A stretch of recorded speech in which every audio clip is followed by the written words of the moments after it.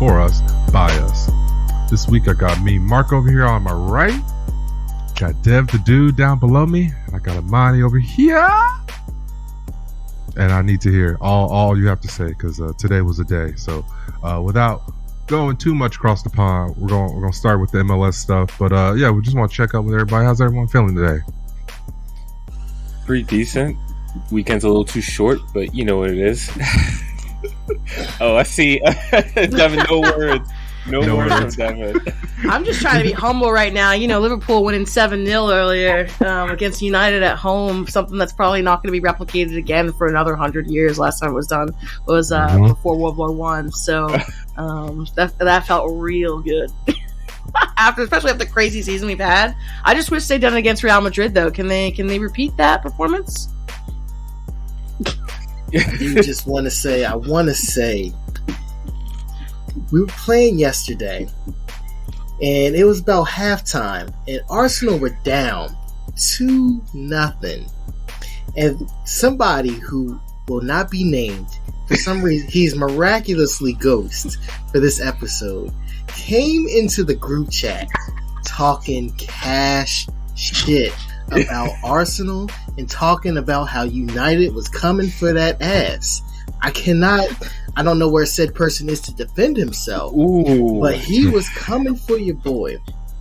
So not only when Arsenal completed that comeback, I told that man he needs to worry about finishing what's on his own plate before he starts worrying about what other people are eating. Because we eating steak over here. We eating filet mignon.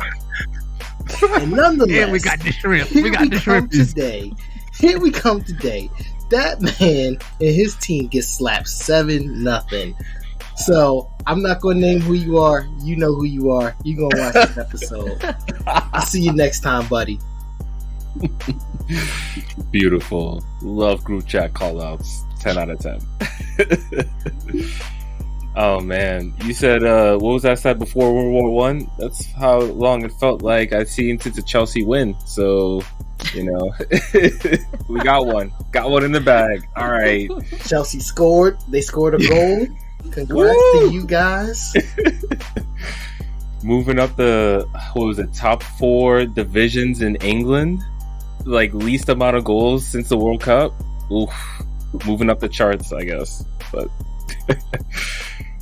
But let's get into this. Are you talking, TK? I'm sorry. Yo, yeah I'm Chelsea, 1 goal. Getting all the comparisons to like all the leagues in England. Basically, everyone's outscored them. Yeah, like individual players. $500 billion in the window too. I mean, that's only the beginning, baby. Yeah, man, that's only the beginning. You heard it right. I think it was like 2 years before the Dodgers, were good.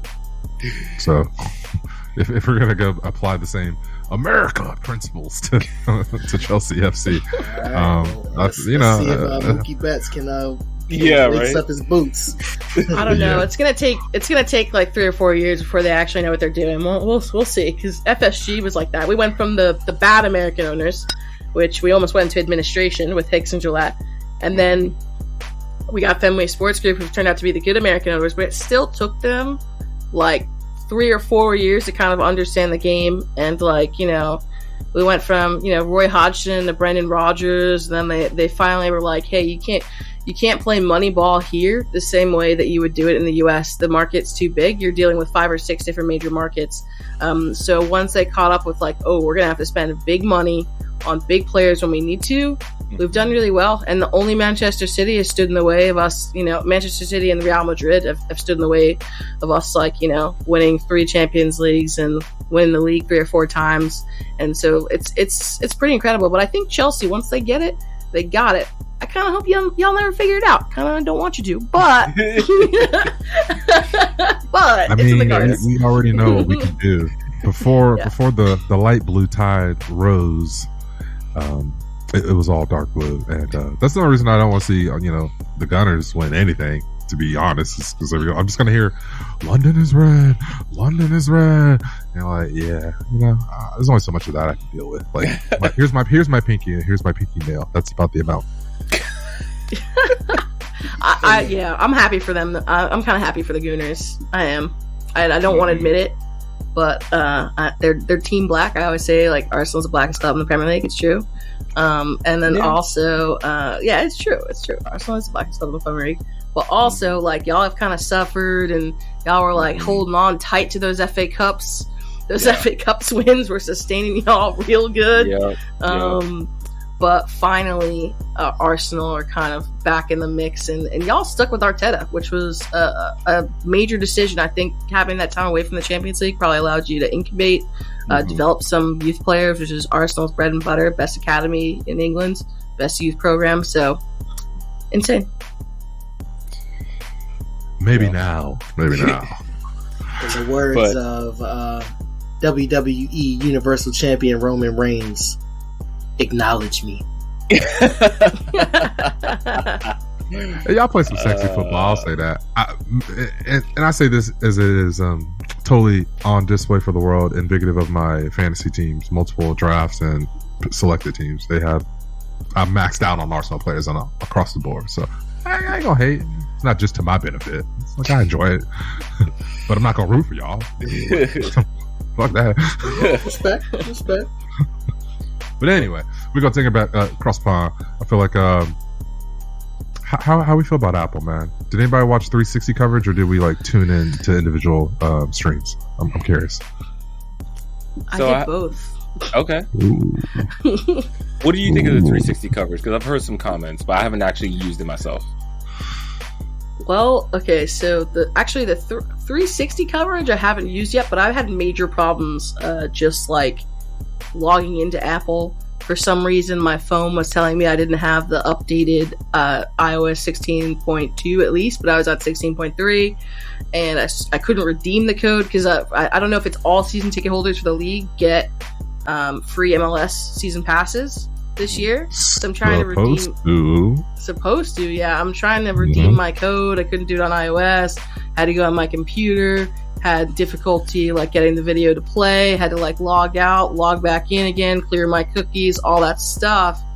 Very annoying compared to the process before, and with the lack of availability, meaning like other channels that you could watch or other ways to watch the game, it's really frustrating. So I hope they fix that, but I think it's going to be tough for MLS this year and the years coming to stay relevant with Apple TV.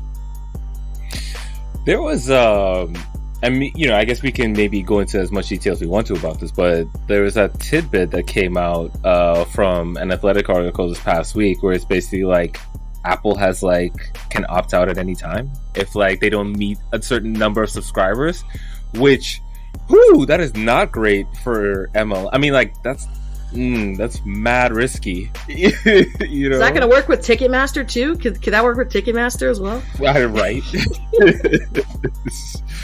So yeah, it'd be interesting. I mean, I've generally been, I don't know if supporter is the right word, but I understand why MLS did what they did, because the coverage itself, the quality of the picture and all that is an upgrade from what they were dealing with before. But yeah, it's not exactly like Premier League on NBC, it's not exactly ESPN Plus. So it's not even really, I mean,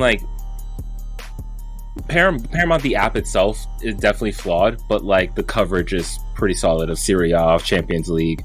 They could do a lot better with NWSL, but that's another story. So yeah, I don't know, man. I mean, I don't know. I just, if Apple ever pulls out of this, I have no idea what that means for the league. But I can't imagine it's anything good. No, I was actually having the same issue as Imani. I've actually got 2 codes from 2 separate people that were able to try to, wanted to help me out. Couldn't figure out how to put the codes in. Wouldn't let me log into my Apple ID.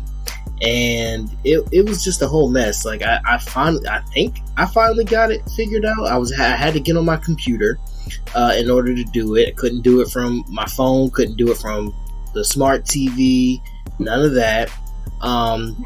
Yeah, it was crazy stuff. So I think I got it figured out finally yesterday. I do think it said on the like when I look at my account, it says I'm paying the $15. So we're gonna see if that if that happens or not, because then we don't really have a problem. But yeah, I think it's working for now. That's all I'm gonna say. Fair enough. So I had 0 of those problems that all of you described. I got the link in my email. I looked at that email, and then I swiped right or up or whatever it is to get out, exit on the iPhone. I forgot about it for 4 days and went back. I was like, oh yeah, tapped it on my phone, and it worked on my iPhone 13 16.3 beta. So, but I did see lots of Twitter posts with screenshots of all the shit that y'all were talking about. So, oh wow. I feel for you. But in terms of quality, in my opinion, ESPN was the only ticket in town in terms of, well, they kind of still are, because they have a very firm grip on the ability to PIP if you wanted to picture-in-picture to stream multiple matches to a multi-stream essentially. So, and they've like totally got this down concrete. I think it works across pretty much every sport that they offer. Actually, multiple sports. So I know it works. So that would be dope if Apple could implement that. But from what my viewpoint, because I pulled up the 360 coverage, I threw it on my iPad, and I was watching the match on my smart TV. Yeah, like I said, it all functioned appropriately. But I did kind of appreciate the 360 coverage. It's sort of on par with what Paramount is doing. You watch the Goal Also show, and you just get a clip streaming of everything, or even kind of like how beIN Sports used to do it back in the day, or maybe they still do. Yeah, I don't know. It was pretty good. The interface is nice and clean. As Marc said, the picture quality is certainly an upgrade. But outside of that, I think if they could add some of those, start knocking off some of the ESPN feature sets, then you really have a viable platform where people like if I on my phone can watch 2 MLS matches that are simulcasting essentially, like, because now that we have a stacked schedule, I think that should be something that they implement. It would make probably people happier than they currently are.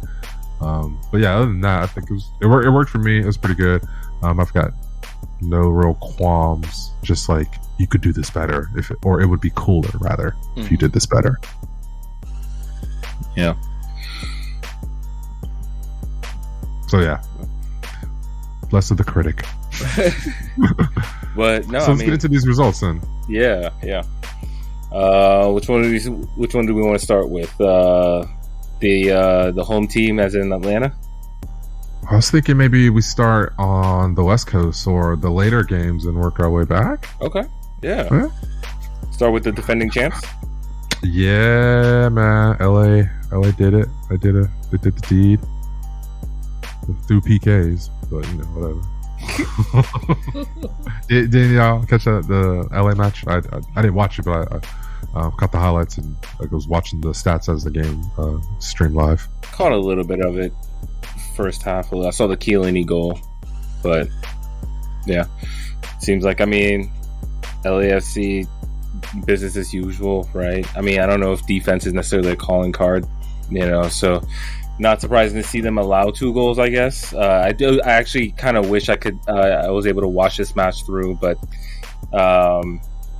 yeah, they should be a title contender again.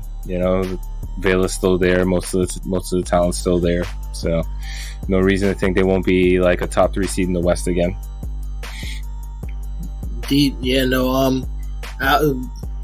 That game was the one when I finally got everything figured out for the most part. So I didn't really watch it, but I did click on it just to make sure how everything looked and make sure everything was working. So I did get glimpses here and there. Good that they brought the boy Bale back, to celebrate the trophy. That was a good little gesture and everything. Yeah, it's like Marc just said, it's only the second week, but a lot of the pieces are still there. So it's hard to see them not at this point, on paper, go for a top 3 spot in the West. So Yeah, we'll see. Right now it's business as usual. So yeah, we'll see what happens with them. But right now it remains to be seen. Yeah. One thing that was interesting about this game was that it was also on Fox, right? And John Strong and I think it's Stuart Holden were not at the game. they were like in a little studio. And I forget where the location was. It might have been Florida or something. I can't remember. But yeah, I don't know. That just seems a little weird. And it's like Fox is now the only TV partner, and so with Apple basically having the rights, is like, are they still going to put the same amount of effort that they were before? Are they going to send commentators to games? Like that's because it was on Big Fox, and. So I don't know. It's just it's interesting. Like this is all new territory for MLS, and they're constantly like it's that fight to like gain respect in the media and the coverage and all that, and that is just like that was interesting. So it was almost like the Apple coverage was better, you know what I mean, or at least like they put more effort into it, So, but you still need that, like, if you want to continue growing, you still need that network presence. So, like, that's still like a first impression for a lot of people who are unfamiliar with MLS, right? So, if they catch on to something like that, I don't know. I just thought that was a weird quirk. I have seen ESPN do that a couple times as well for certain games. They'll have, obviously the game it'll be an international game, something like that. They won't necessarily be at the game. But yeah, they're commentating on it. So I guess it's kind of that same thing where ESPN didn't really have that competition though. So they really haven't feel a need to do anything about it. But yeah, kind of the same deal. They do need that TV partnership. So we'll see how it's treated going forward again. Yeah. Slippery slopes early on. Right. I did notice that from the familiar MLS fan, it definitely had a different, from a broadcast standpoint, it definitely had a different vibe. Simply because in the previous format, they basically had like home team announcer teams. So you essentially got very accustomed to hearing like whoever's voice or one of 3 or 4 people's voice from your home base team. Right. And that is abolished for lack of better words right now. Because I turned on the late match. I think it was like Portland or something, or I can't even remember who I watched, but I was like, oh, it's it wasn't even Jillian, but Maurice. Yeah, no. I feel like I didn't hear Maurice. It's the guy who does the WWE stuff too. Kevin. Yeah. Kevin. Yeah, Egan. Keegan. Egan. No, I think it's Egan. Yeah. I know a dude named Keegan. My bad. Shout out to Keegan though. Yeah, that was a different vibe. I was, I tuned into the broadcast and I was like, okay, I feel like these are voices I'm familiar with. I'm accustomed to. So I feel like that's definitely a different vibe. People are going to, for the familiar fan, they have to get accustomed to that. Or maybe it's a welcome change. Or like, man, I'm fucking sick and tired of Jillian fumbling stuff. But she's a great reporter, Yeah, she's a black girl out here. It's interesting. Yeah, okay, so I went home for the match and I watched the game at home and kind of their broadcasting is so interesting. One thing Apple TV is definitely doing is they're definitely investing in the superfan. They're investing in the ultra. A lot of their coverage and broadcast is of the supporter section, and people can see themselves in the images, and people love that. They can't wait to go home and screen cap it and show all their friends and be like, I saw you on TV, and that's a huge draw. At the same time, I kind of don't want that to be a focal point. I don't want that to be why people show up. I don't want that to be like why they want to stand in a certain place. And maybe it's because Austin's like so new, and so much of our culture has kind of been like people wanting to see themselves on TV and stuff like that like I don't know if it's like healthy in some ways. Clubs that kind of have more of a defined kind of culture already, it's cool. Or in the Revs case, God, give those people all the perks that they want. Anyone still supporting the Revs, let them feel loved. Right. But let them feel loved. But it's just so interesting. But I think they're definitely going for the ultra super fan, and I'm just wondering how that's actually going to translate. Because like in markets like Austin that are new, like to soccer, or people love soccer but they care about other teams, like they care about teams in Mexico, they care about teams in Spain, they care about teams, in England. How are they going to be able to access the games? And is that what they really want? Like, what do they want? Like, sometimes you do want to have some general soccer coverage or other things instead of like looking at a supporters cam for like 3 minutes at the end of a game. Give me something else, especially if they ain't doing nothing. They ain't doing nothing last night. They were just standing around after the game. Like, it's like, I don't need to be watching this. But no, that is interesting. Yeah. Cause it kind of feeds the, cloud chasing a little bit. It'll be interesting to see how that aspect of it plays out as well. I mean, like, yeah, there's a lot of people who are in this space who are just not just, but like are trying to get visible for one reason or another, and so will that, like, the Apple TV stuff feed into that? We'll see what effect it has on it. So then, if we're moving from left coast to east coast, next game should be who caught the result with Portland? I'm sorry, Seattle. We did Portland already. They got smacked. Seattle. Did anyone see that match? I caught a little bit of it, but I don't think I saw the goals. But I mean, nothing too surprising. Seattle's still Seattle. Yeah, basically. They're still Seattle. And that match ended 2-0. Then we got like Vancouver and San Jose. There were multiple goals on that one. San Jose actually held on this time. Yeah. Mm-hmm. To the depth. There were a lot more draws this week. Indeed.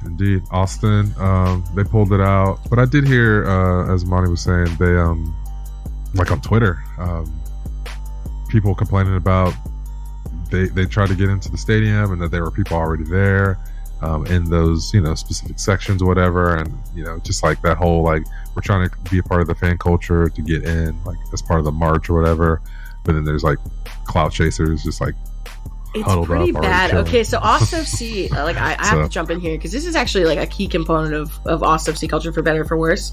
So supporter section is general admission, but they don't check tickets as you're going into the supporter section. So what's happening is you have people that are have season tickets in other parts of the stadium, and they're not going to their seats. They're going to go stand in the supporter section and taking place of other people. And then also they're some of the supporters could have things of like, you can't sell supporter section tickets above face value, but those people don't have supporter section tickets, so they're selling their tickets above face value and then going to the supporter section to take other people's seats.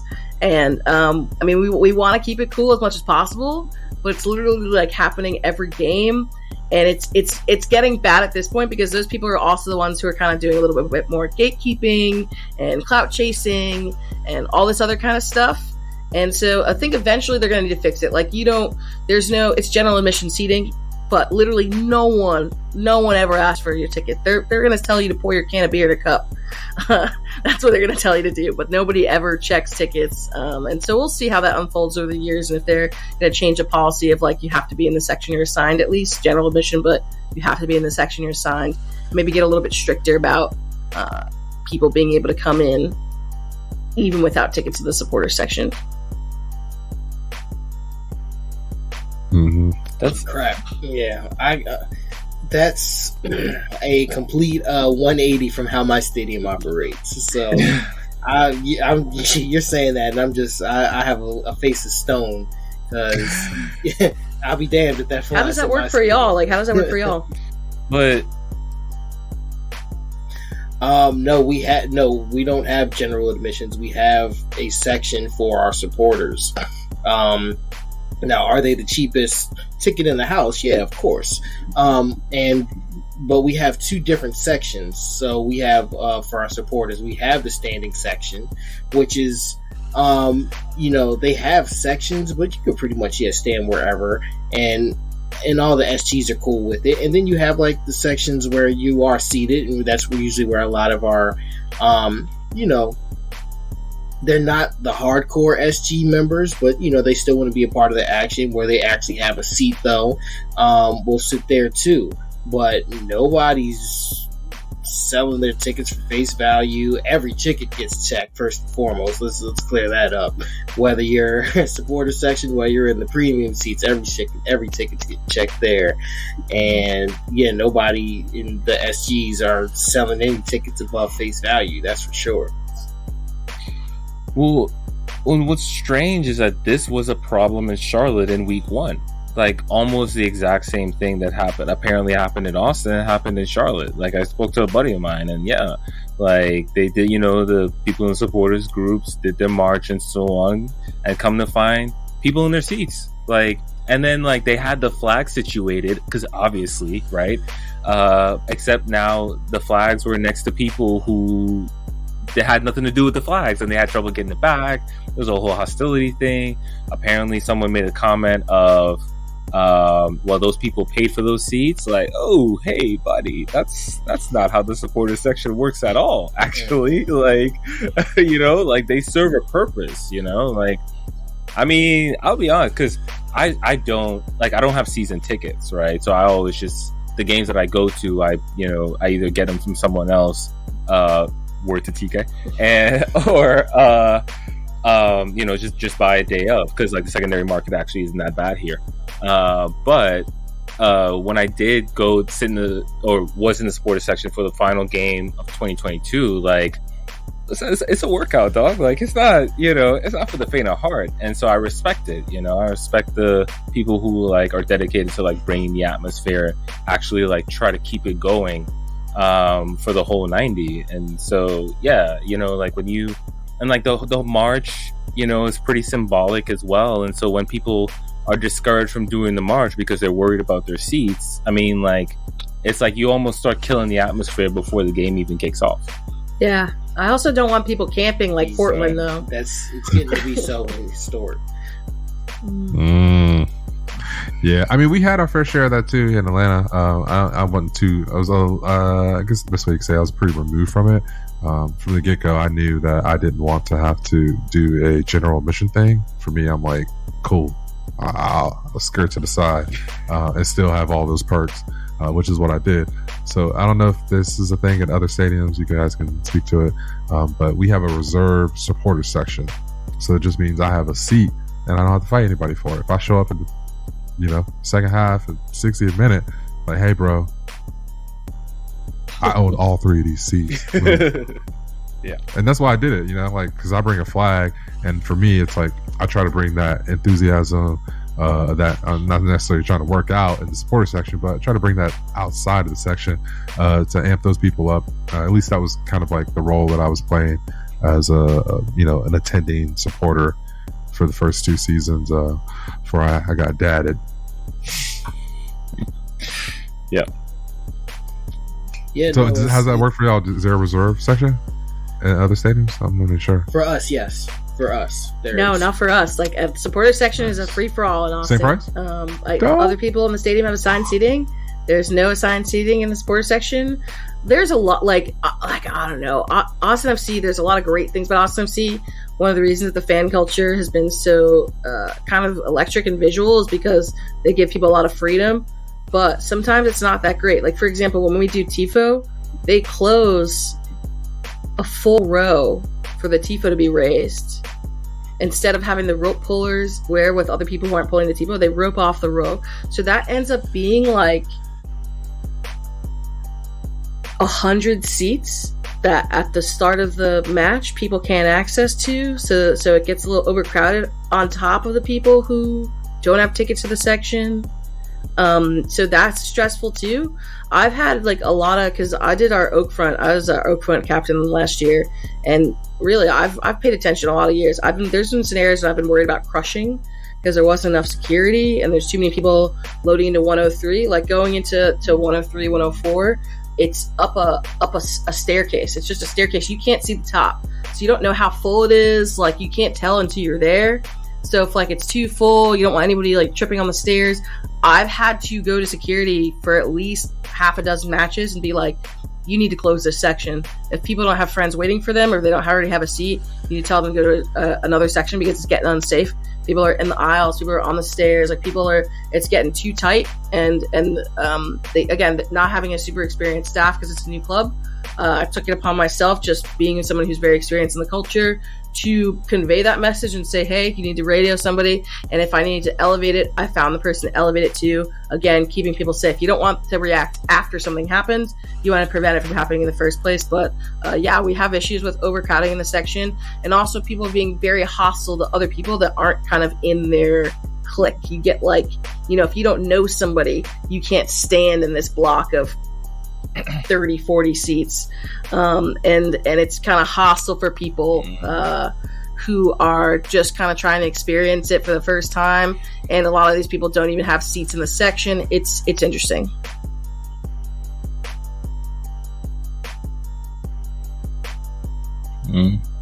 Yeah, whenever I hear about crushes or potential crushes, like that's always a as though that's just a danger. Yeah, it's just so dangerous. It's gotten better, thank God. Like they've learned. But, that's good.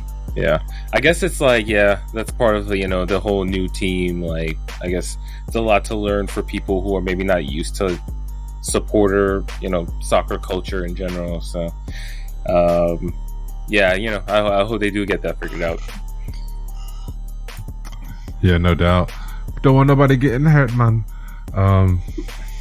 So we're gonna keep it moving. What are some of the other results? I'm not sure if we're gonna have time to get a little long in the tooth to gloss through all 10 or 20 results. So anything that stands out to you guys in particular? Maybe the St. Louis, Chicago big shout to them. game or Miami?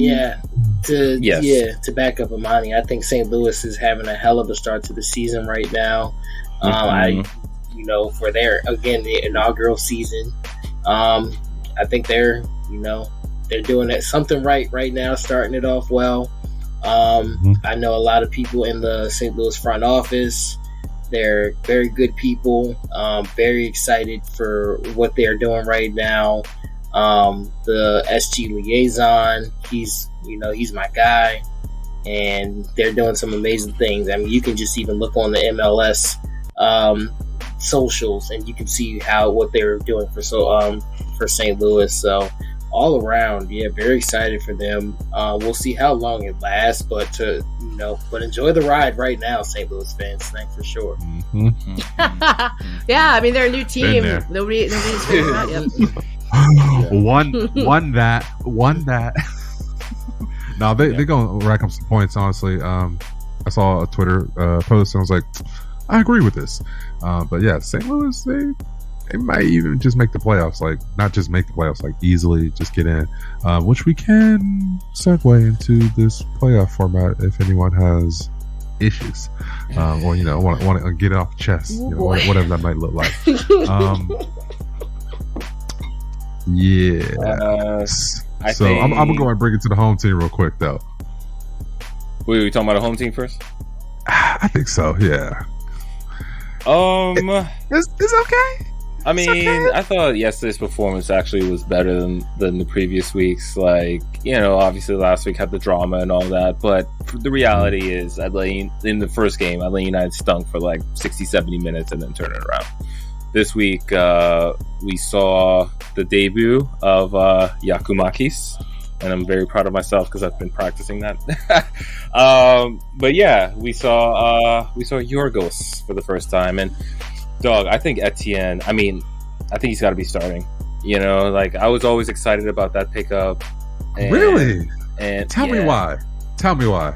What did you see from him? He's an actual winger. That's really what it boils down to. I mean, because we're playing Caleb Wiley at left wing, who I think he has huge potential, but sure. He's naturally a left back. He's left-footed, and so when you play him on the left wing, he's essentially a touchline winger, you know, and so like his athleticism does create problems, but like when he gets into those spots, it's really cross or, you know, maybe dribble to the end line and cross. So, like that's, you know what I'm saying? But like Etienne, so like when Etienne came in, he had that instant impact. I think he either had the assist or the pass leading to the assist. But when he gets the ball in those positions, he can cut in and shoot.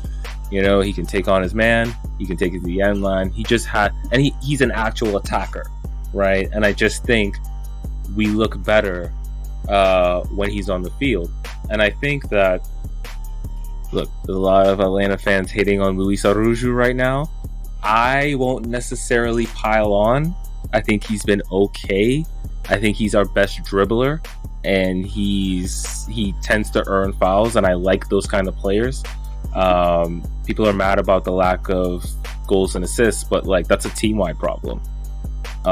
You know, we haven't, with all due respect to Joseph towards the end, man, like he just wasn't mobile. You know, he wasn't, like, he was a poacher, but that's it, like, which is not what he was before. And of course last year we had Cisneros, who just wasn't a very good striker. So yeah, I think that with Etienne and Giakoumakis, the attack should look better, and I think we've already seen signs of that. So and we were incredibly unlucky to not get it. Oh my gosh, man! I think that man was offside, but you know, whatever. Like, why put the flag up when it's that close? Like, if the benefit of the doubt should go to the attacker. I don't know. Yo, but that's what VAR is ruined, though. If we're really gonna like sidestep the, this is the thing, like, the issue that it brought with it, you know, the because MLS doesn't draw lines, right? So it's still like, if it's close, then they'll just stay with the call on the field. Well, then, like, if it's that close, then it should be a goal. I don't know. Like, you can't see daylight between the defender's foot and the attacker's shoulder. Like, come on. I don't know. Just let it stand. I'm for that. I think that's like the big component that VAR has literally ruined, where it's not even just about like, oh, can I celebrate the goal? It's like the benefit of the doubt, because that was the baseline, I feel like, before, with referees in their mind, like, okay, we're going to give the attacking team the benefit of the doubt because of the way that this game is structured and plays from the entertainment value perspective. Right. So yeah, let's go ahead. Yeah, motherfucking go! All right, and, you know, like, let's take it back to the center line. Let's do it. So in regards to that, I think, man, should have definitely had a goal. But I think what we're still lacking is that midfield bomber. Like, I'm not sure where I said it, but Atlanta United needs a Frank Lampard, and it's crazy that I feel like Chelsea and Atlanta are like two sides of the same coin in the way that they play. I mean, not the way they play, but the way that they suck sometimes. The way that they are great sometimes. I'll tell you, it is a hell of a ride, and Marc could probably speak to it, being a fan of both clubs. So with that being said, we really like, I think he ended up scoring a goal, Risotto, but he came in, and like, we need that bomby midfielder, because you can, like, I know I'd be yelling if I was in the stands watching all this GD space, like, hey bro, like, I need you to walk forward, run forward, and bomb forward, you know, create a problem. And then in terms of Etten Jr., I think like he was positive overall. I'll give you that. In terms of Caleb Wiley, I think his decision making, and this is coming with his youth, you know, it's not just there. It's his tactical brain isn't acclimated yet. But I think, you know, like you said, his athleticism does tend to cause problems. So I think there could be some sort of healthy rotation there. But really, like, I think from Etten, if I want to see him starting, like, I need him to be making those better, intelligent decisions, because I felt like he would get into a position on the ball in that quadrant of the attacking third, and he would just back pass it, and maybe that was the best play at the moment. But I don't know, and it's just one sample size game match. I'm really kind of proponent of like, hey, I want you to attack your defender. I don't care if you're a defender, a midfielder, a goalkeeper. Like, my mentality has always been that way with soccer. So like, I started as a goalie and ended up being a forward because of that. That's an only in America story right there. That's what I want to see for my team. But yeah, I was a goalie in England, so you're right though. I was a goalie in England and then became a forward by the time I got to to intramural in college. All right. Yep. So it is very American. But as long as we're back east, Columbus had was that their home opener for the season? I believe so. Yeah, I believe. Yeah, yeah. Nordeca got the dub over DC 2-0. Poor Wayne. Did he get divorced? Is that too? I don't think so. Not that I heard of, but all right, Colleen, hold him down. But I mean, they got to win in the first week, so. And Columbus is tough. Columbus at home is tough. Like, yeah, no, I'm watching Columbus. Hey, mm-hmm. And we got a black manager. The black American manager, like that. He's the man. Hello. Yeah, that part. Right. That part. Yeah. Yes. Yeah. Shout out to Ty getting the dub. Again, saw a lot of the effort being put in on the Columbus front office side to make things, and the supporter side to make things a success with that. Yeah, it was a good one. DC United, getting the dub in the first week, obviously a stoppage time winner. That's some good DC magic. How is it going to happen again? Probably not. So not a lot of expectations for DC United this year. But we'll see what happens. But they were clearly outclassed from whistle to whistle yesterday. Yeah.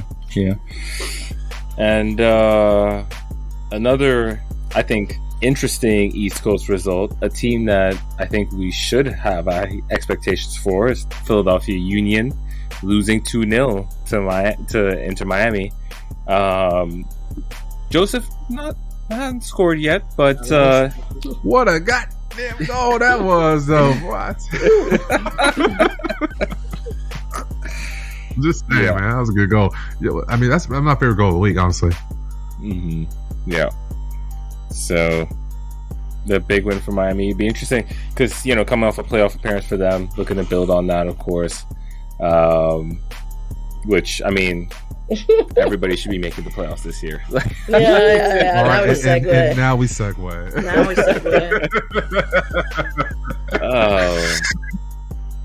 I guess Apple's got to get their money's worth, right? Like, we need games, son. It's so disappointing. Everything. I don't know what it is about American sports culture that we want to change things people have been doing for years. Like, if it's set up one way and it works, we want to do it different for whatever reason it is. Having a best of 3 series makes no sense. No sense. People, it's almost like they're thinking about baseball, where the guys sit on the bench for most of the game and they can relax. These guys are running 9-10 miles a game sometimes. What is going on here that you think? Yeah, but World Cup group stages. No, that's fun. Horrible, and not fair to the players, and not fair to the fans. And things like the supporter shield and stuff, they're trying to tell us it matters. Check. But is it even in your best interest to win the supporter shield? Because you might be exhausted. LAFC had the depth last season to be able to win the supporter shield and go on and win the cup. I think they're the first team to do it, right? First team? Yeah. First team to win the supporter shield that actually won MLS Cup. Yeah, I'm pretty sure. Oh, wow. Yeah. I think there's... Was there... There might have been one other team. There might have been one other team. Yeah. But when did the supporter shield start, though? Wasn't it the Fire? All right. Yeah, it's kind of because coming in first used to not mean anything at all. And then they're like, we should do something about this. So they invented the supporter shield. But I think they might be the first team to win the supporter shield. Then they had the home field advantage, which is another thing now that comes in the mix of it. But now it's okay, you're gonna do best of 3 after all that kind of stuff. It is so confusing. Let's get home, away, home match. I guess it's fine, but it's just greedy. It's you're looking at it. It looks like math now, trying to figure out the playoff format. What do y'all think? Looks like math. Well, The thing I thought, I need to confirm this, but aggregate goals may not be in the series format. I don't think aggregate goals counts, which is ridiculous. Exactly. It's not baseball. It's not runs, right? Like, goals are pretty rare. You're telling me if you outscore a team, you can outscore a team 5-0 and lose the series? Like, that's stupid. That makes no sense. I feel like that's one of the things that they'll amend, because we love to change shit. Right. It's mainly, I think, on the basis of not getting it right in the first time, or second, third. But is there a storyline here for America to change, or an American standout MLS team to change the narrative of the Supporters Shield, in the sense that if we were to compare this from a points league perspective to all the other top 4 leagues in the world, is the Supporters Shield the real cup? I don't know. It's almost prize? like we could have a situation where the U.S. has, like, okay, so now they have this stupid Continental Cup, which is like, what's it called? Liga MX? Or like, what I'm talking about? The League Cup. Okay. God, which is dumb. So in League some Cup. ways, it could be a 4-competition season where you have winning MLS, getting in first place in MLS actually means something, and that is celebrated like a real trophy. Like, that is the real MLS Cup. Rebrand it, whatever you got to do. That should be MLS Cup right there. Then you should have the extra playoff format, and maybe that's the Supporters Shield instead, right? That makes sense. If you're going to do this best of whatever series, you're basically doing it for the fans, because, like, again, extra games, it's a nightmare. Now you have this, like, other new league happening on top of CONCACAF Champions League, which is now coming to the forefront because the MLS team has actually won it now, so people care way more. So it's like, we could have a 4 competition, and like, I haven't even talked about US Open Cup. It could be like 5 cups. So, like, right, which is really kind of like the FA, but really, couldn't it be slidden over that's to what the I'm playoffs? saying. Like, it's so FA? confusing, and it's almost like too many games in a league that's expanding. People are like, yeah, there's a way for promotion relegation to come in. That's a whole other conversation, but it's almost like I don't know what the actual plan is. And I'm glad that in MLS right now, there's been a huge movement for player welfare and, like, looking after players and making sure the players are treated fairly. Because right now, with this schedule and the conditions, the travel, the heat, all the weather that you have to go through, being in a 5 competition season is crazy. But having, like, basically being punished for being number 1, you put your body on the line, and then not being able to kind of finish MLS Cup because you all are beat up after being so great the whole season doesn't seem fair to me. And I don't think it's fair to the fans. I don't think it's fair to the club's front offices. I don't think it's fair to the players.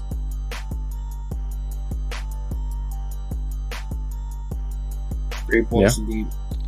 I remember a long time ago, I just, compared a tweet to the Supporter Shield to the Community Shield.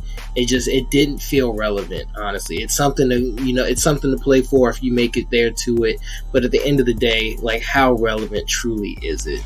And it feels like it's standing true and holding true more and more as time's passing by. Yeah.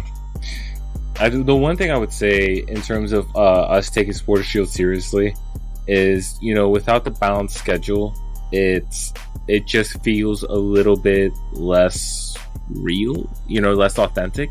But, like, we're never gonna have a balanced schedule at this rate. You know what I mean? Like, we already have a lot of teams. I'm not gonna say too many, but it's gearing up. I mean, like, I'm really curious as to what the plan is here, because the thing is, like, you look at soccer in other countries versus America, like, MLS teams specifically pretty much only exist in major markets, right? Whereas in, like, in England, for example, soccer teams are everywhere, and then you have your major cities like London that, like, have a dozen teams. You know what I mean? At least. So, of course, we have the lower league soccer in the US, which is also now kind of booming. And I do think that reflects, like, the smaller, tight-knit communities, that sort of, I don't want to say authentic, but, like, it is, to a degree, like, that. It's just, those communities are tighter, right? Like, those are more familial, let's say. And, you know, I think that more so replicates what soccer is in other countries versus what you have with MLS, which is just like, you know, it's like it's almost like MLS tries to ingratiate itself with the other major leagues, right? So reading this Jim Curtin interview, you know, they were talking about like, oh, the Union got mentioned alongside the Eagles and the Phillies for losing in the championship, and it's like, is that a marker? Like, is that what we're striving for? Like, okay, that's cool, I guess. You know what I mean? Like, it's like, you know, but then me at the same time, Jim Curtin's talking about how the Union have a more authentic experience than an Atlanta United, because, you know, their stadium is smaller, and, you know, they've had to build up, you know, over the years and work hard at it. And really what he's talking about is the Union haven't been relevant in Philadelphia until recently, right? Like, they weren't relevant for a long time. They literally play 40-45 minutes outside. Look, I've been up there. I went up there, saw a match in 2019, and honestly, the atmosphere was cool. And like, I met a lot of those fans. Parcello Philly showed me around. Like, I had a great time, but I was surprised at that drive, at how long it was, bro. Like, in the middle of nowhere. It's a trek. Yeah, like, yeah. I've literally never heard of Chester before then, and it's like, I don't know what's going on in Chester outside of the Union, to be honest. But yeah, you know, by factories, it's crazy stuff. And a railroad track, right? Yeah. So it's, you know, but like, it's like, I use the Union as an example. I mean, like, the Jim Curtin comments obviously pulled Atlanta into it, but like, he's talking about how, oh, we've built up, like, we're bigger now, you know, we're relevant now, but we're still small, you know, like, we're actually more authentic. We're not like the others. And so, like, which is it? You know what I mean? Like, what are you trying to be? Like, at least for Atlanta, you can clearly see what they're trying to go for. They play in the Bends. They play in the middle of Atlanta. They are actually a draw for casuals, which is kind of the point. 65,000 people? That's kind of the point, by the way. Like, you're supposed to bring casuals into it. Like, that's how you grow a fan base. Some of those people will care more. Some of those people will bring others into it, like their families, you know? Like, and some of those people just say that they have a good time, and that's all okay, because it's soccer, it's a sport. It's not supposed to be like a, you know, a I mean, it's interesting what you say there. Sorry to jump in. Sorry, you have something to say, Devin? I talked a lot. Yeah, are you sure? Yeah, please. All right. I was just going to jump in really quick and say, like, to add to your point. Yeah, I had nothing. Go ahead. Austin FC Stadium is only 20,000 people in Central Texas. You know, that, I mean, come on, for this community that's already loves soccer in general, it should have been a 40K seat. What's great about it is that it was totally privately funded, so no taxpayer dollars went to it, which is fantastic. But for that reason, if you're not a season ticket holder, your supporter section tickets are $90. If you want to go sit in an actual chair, it's $120 to get in the door. If you want a decent seat, you're paying $150 to $200. But it is what it is. It's hard for the casual fan. Yeah. Yeah. That's tough. That's the ticket prices thing is interesting too, because like it is, you know, I watch other leagues, and I do see where like that conversation popping up in England, in Germany, you know, like, and yeah, like I do feel a type of way. I mean, I've always felt a kind of type of way in America. Like, we're just used to it, but like there's also a reason why I'm just not at a lot of games, you know, like, and honestly, like, because Atlanta Mercedes-Benz is so big, like the secondary market isn't that bad. But yeah, you know, like, I mean, I have to, you know, I have bills. I have to, you know, I have to look at my account. I can't be at every game because it just is what it is. But yeah, I don't know. Like, that's been such a shift in sports over the last, I think, 20, 30 years. You know, where it's like our, you know, parents or grandparents or whatever could go to games at a much cheaper price. And I realized that like everything is more expensive, but like even relatively speaking, it was still cheaper. Like, it was just a casual outing, like, you know, like a day at the ballpark, a day at the stadium, you know, like stories of like of even like sneaking in and, you know, seeing a monumental moment, like that would never happen today. And so it's just it feels, you know what it is, it's more corporate, and there's definitely drawbacks to it. Indeed. Good point. So, yeah, very fair. But we're going to talk about any more results. Anything particular jumped off the page? Man, I think we have tapped MLS Week 2 into a nice orange juice from from the nice machine in European grocery stores, so where I they can think actually we pulp that out. You know get what I'm orange saying? juice fresh. Those things are so nice. Squeeze it. Gosh, I really gotta go back. Giving away the secrets. Some people don't know. They have them in South America too. It's that and like, you know, like really nice coffee machines are a thing. So with the MLS wrap, we're gonna call it quits on that. But we do have some relative news on the flip side of NWSL. Sir, can you help me out here? Yeah, sure. So I guess the big news around the league, or especially with my team, is just the jersey and kit reveal that we had earlier this week, which was it was a very good time. First and foremost, is what I'll say. It was a good time. It's a good place to be in DC right now. We are switching from the red, white, and blue aesthetic that we had. We are going to black and white kits this season, and we are changing our logo. The color, again, it's monochromatic for this season. So we are signifying that changes are coming. That is the main message that Michelle Kang, our owner, wanted to signify during the meeting. During the reveal, it was a good time. Players are very excited about it. Fans are very excited about it. And we'll see what, you know. We wanted a clean slate. I guess Michelle wanted a clean slate to kind of get rid of everything that of the previous ownership had brought to the team. So it makes sense when you think of it like that. A fresh start. And we'll see what happens. Supposedly, Michelle was hinting at things that may be coming next season as well. Not even just this season coming up. So, a lot to look forward to. Really excited about it.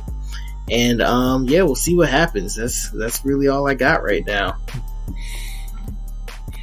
I can't wait to see those jerseys in person. Yeah, no, they're pretty dope actually. When you look at them up close. Players, like I said, are very excited about them. I do think they are working. I know it's like a league issue, but we are working to have black pants or black shorts with both our kits this season when it permits. Obviously, we know the issue with the white kits, the white shorts in the league, especially like, you know, Orlando City have made a big petition for it as well. So we're looking to do that as well. Yeah, you know, it's a solid black kit, but it does stand out. You know, you hear different things all around, obviously, especially being the supporter relations manager for the team. You hear a lot of feedback on these kinds of things, but the majority of it has been fairly positive. It is something slick and new. People are always excited for change. People are very much welcome to change as well. So it's very good on that end. And it's a pretty slick kit, and it was hard not to say anything for the masses, you know. But I'm glad that the secret's out now, and it's exciting. It's exciting times to be with the Spirit for sure. That's really cool. Yeah, I hope that the trend continues. Very nice, very nice. NWSL teams so then, playing in MLS stadiums. Yeah, that, and I hope we see some more positive news in women's WOSO in general. I know some of y'all are familiar with the issues going on with the Canadian women's soccer team, women's soccer team, and then just like the Orlando issue on a little smaller scale kind of things, but just from small to minute to very large scale things. We're for the improvement of WOSO here. So yeah. It was nice to see some positive change happening. Hopefully we continue to see some of those things happen. Is there anything standout news that you guys want to touch on before we hit 2 up, 2 down? I think so. Yeah. Yeah, things stand out. Like you already hit on it on all the rest of the international women's teams. Canadian, the guy that was running the Canadian soccer, he stepped down. That last week. So yeah, they got him up out of there. That's good. I do know Diani had mentioned in an interview, I don't know if it came out yesterday or earlier today, like now we got to get Diakra out of there. She's a absolute toxic person. So I know she kind of doubled down on her statements, which it was a lot of limbo with that for sure, especially with Legrot stepping down. He was the only person that really had the authority to relieve her of her position. So once he kind of stepped down, she kind of still was able to hold her position. So why would she move? So I know there was a lot of tension in the French Federation with that. So I do think she is getting the boot, if I read correctly, sometime next week, somehow, some way. So yeah, looking forward to that as well. I think those are really the big stories that I could think of right now, unless anybody else had anything that was standing out. No. Gabby Gucci. Not over here.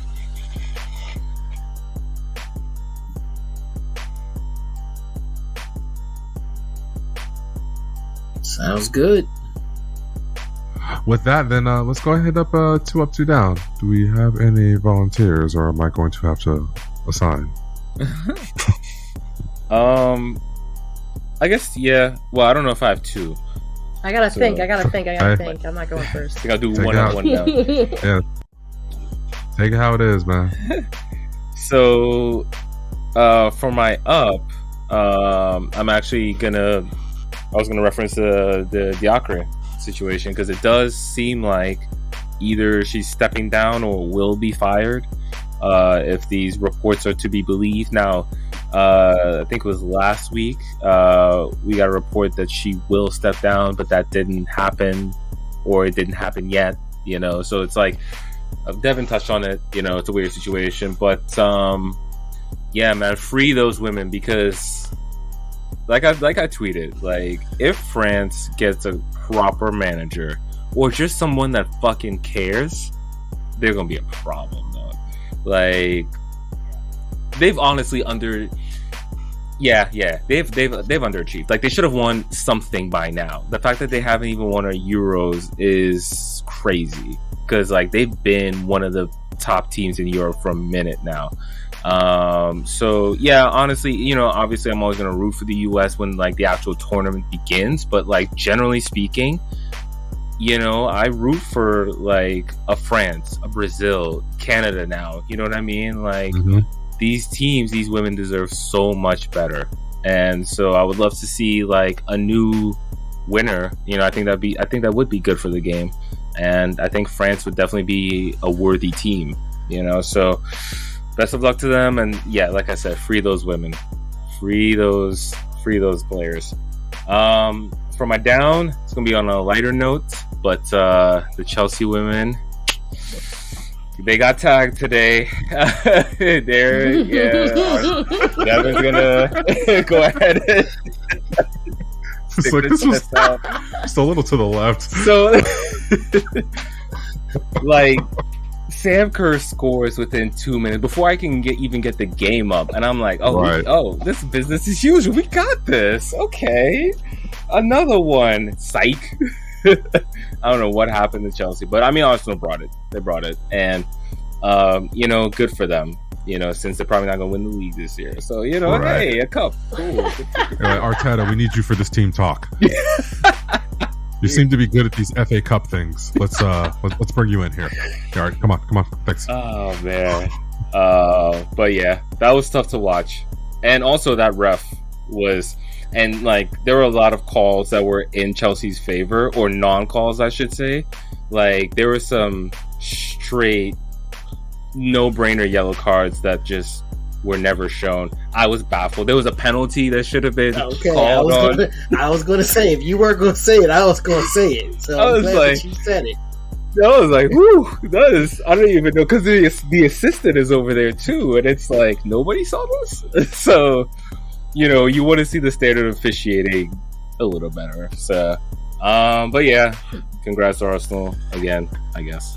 Wow, that was so sincere. I could just feel the positive energy from there about Arsenal right there. Yeah. That lack of energy was definitely sincere. I guess I'll follow up on that then. Yeah. Man, what a great weekend to be a Gooner. What a great weekend to be an Arsenal fan. They only got ups. Collectively, as a team, it's probably, honestly, the best weekend, truly, though, that Arsenal have had in a long time, just from an all-around standpoint. The comeback win, stoppage time winner. You get online and they say the Emirates has never been that electric. It's never been as electric as it was yesterday for that. It's just a good season right now. It's really exciting times, and people, and honestly, who can blame them? People are kind of waiting. Okay, Arsenal, they're going this long. When's it going to dip? And it just has not happened yet. And I'm enjoying every single week. Maybe we don't pull it together. Maybe we don't get 3 points 2 weeks in a row or something like that. But we're still riding high, top of the league. We're still grinding out results, and and that's kind of been the difference, right? What's going to get us across the line that the other teams aren't going to do, that United didn't do today. United, for all they were doing, why aren't they going to win the title, and why are we? Because when United went down, they completely fell apart. They lost all composure. They looked nothing like what Ten Hag has been trying to teach and then instill the values into them today. And we do. Those, even this is not the first time we've gone down, and we still hold that same attitude. We still hold that same composure. We still use those same mentalities that have been riding us this whole time, and you see what's paying off. So, it's all about that composure. It's all about not losing your cool. And I truly, it's like I said, it's a great weekend. Getting the win over Chelsea, I'm honestly, it is just, the Conti Cup. No, we're not going to win the league, but to get a win, to be the better team over Chelsea, which I'm not going to lie, it very rarely happens against the Chelsea women. I'm not going to lie. When I see Chelsea on the schedule, I'm watching. Is it going to be a win? Probably not. So to actually be the better team for once, and you can see us actually show up. I don't know what happened to Chelsea after Sam Kerr scored, but it was a great weekend overall. So I'm really excited. I'll take the men and the women as my two ups. So, as far as a down, man, let's it's so much positivity. It's hard to be negative in these times. I'm skipping it down, and I'm riding too high. I'm loving life too much. Everything is going right. There's no down this week. All right, I guess I'll go. I think mine are pretty straightforward. So one of my ups is for Austin FC, definitely the budding partnership between Zardes, Fagundes, Driussi, Pereira getting in the mix down our entire left side. Looks really good. That's really exciting to see. There's been some debate about Ruti versus Zardes.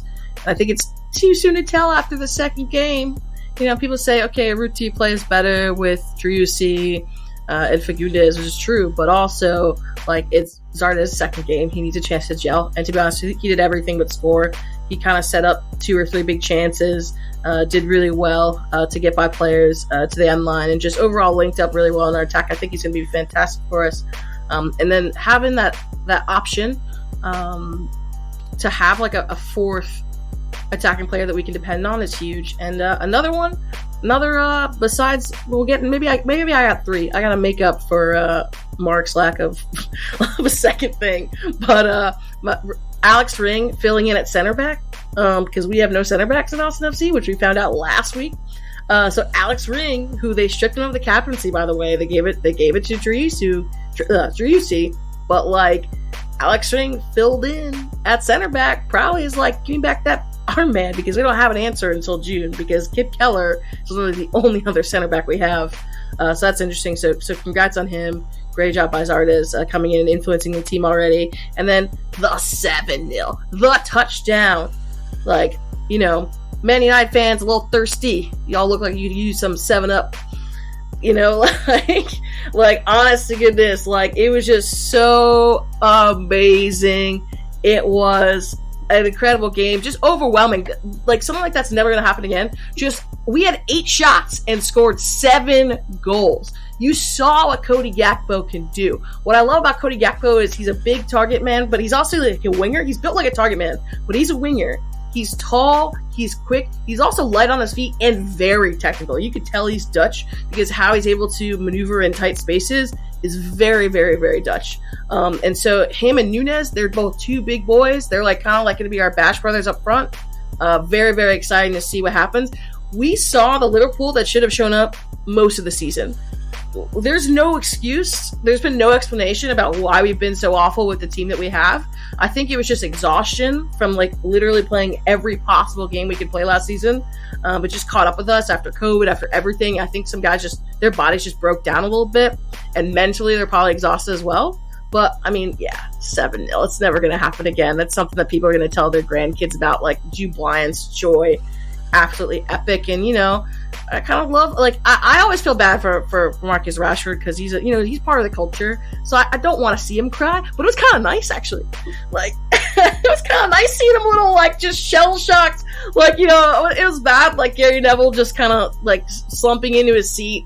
Man United, they have such an interesting fan base. It's really, really interesting to watch them. But Liverpool fans, we needed that because we're gonna have to somehow go to Real Madrid now and try to get a result. But I mean, I hope we didn't spend it all today. I hope we still got something left in the tank. But that goal difference, that +7 goal difference for us, is absolutely huge, especially when it comes to Tottenham. I think they have we have a game in hand over them, or we might have had a same game. We might have a game in hand over United, but that all of a sudden we go from like +8 goal difference to +15. And that is really big. So when you go back and look at the Premier League table, take a look at that goal difference, look at the games in hand that people have and the remaining schedules, and all of a sudden Liverpool top 4, or 1 Alisson Becker header away from doing it again.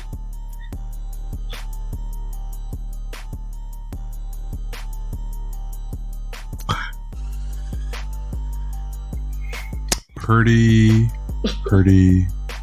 good summary. Oh, my downs. Did I do my downs? Do I have some downs? I was gonna say, but do you have any downs? Because that was all fire. Yeah, Apple TV. In my downs.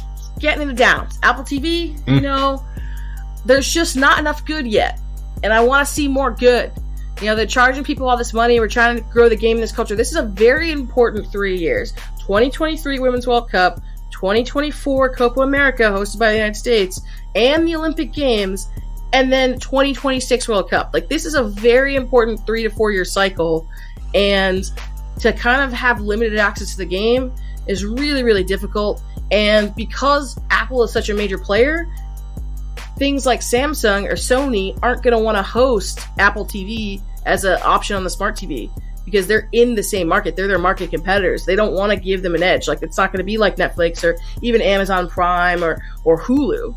it's a totally different animal with its Apple. So it's going to be very, very interesting to see how this manifests. I know a lot of bars are upset. A lot of bars are really frustrated with how are we supposed to show the game. And that's really difficult too, because I'm a big advocate of access to the game. You don't want people priced out of the game.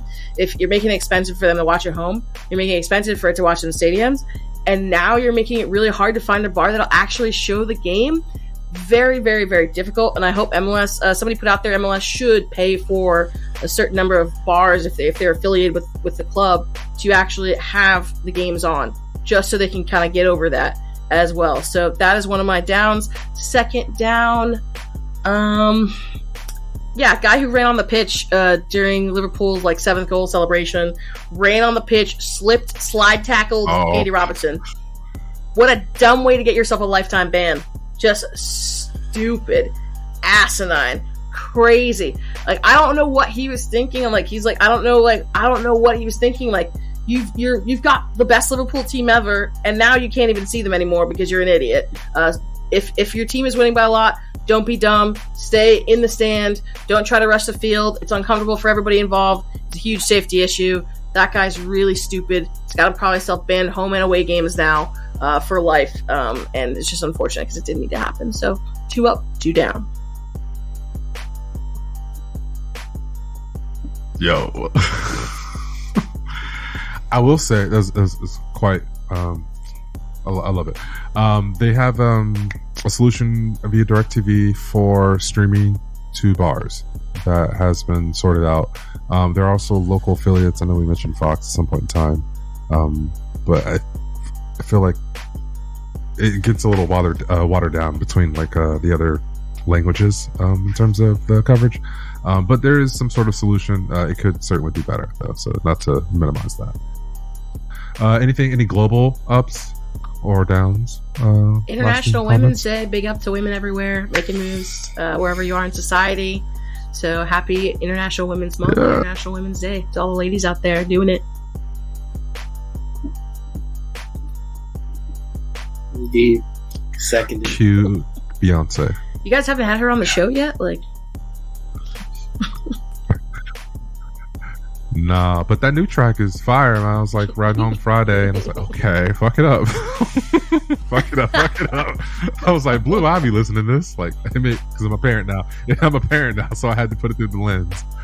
But yeah, I guess if we don't have anything else, then we'll wrap it up. We do want y'all to check out the Cultureverse, man. Y'all tap into all of our social outlets. 2 Cents FC is about to hit 3K, I think, on Twitter followers, if not some of the social platform, whether that not be Twitter or TikTok or whatever. Hit the like button, tap into the youtube.com, subscribe to all the stuff, man. We're putting out this content. L just had a vlog from his travels up to St. Louis. Quality stuff, like this image here, quality. So I need y'all to tap in, man. Like, we got the Discord server for the Cultureverse. There's just lots of things happening. It is a very Kang like revolving circle. So and also shout out to Jonathan Majors and Michael B. Jordan for Creed, man. I had no clue he was in that movie. So I just think it's great that they're both Marvel MCU guys. Jonathan now. Majors and is crushing it. He's crushing it right now. Love him. Love that. He's a big black man. He's well, sometimes he's bald, but also he's got just got the wide nose and the big lips that I want to see more of in our high profile people. And I kind of love that. Like, he looks like your cousin. Like, and I enjoy that. Like, a lot of that means a lot to me personally. Seeing him have such amazing roles that show like his breadth of characters and how deep he is in his craft, but then also like very authentically us, and I'm proud of him. That he gave a great interview. If y'all want to look it up, I don't want to dive too much of it. He talked about his incarcerated father and how that played onto the way he acted out his role in the movie Creed. So y'all check that interview out if you are interested in learning further on that point. But yeah, I think that's probably about it. Y'all check out the store, ftcutd.com/shop. Where's it at? Show some love, and yeah, that's it. Except for me, TK, Marc, Dev. Imani, this is Culture. We here. We out. We everywhere. Peace.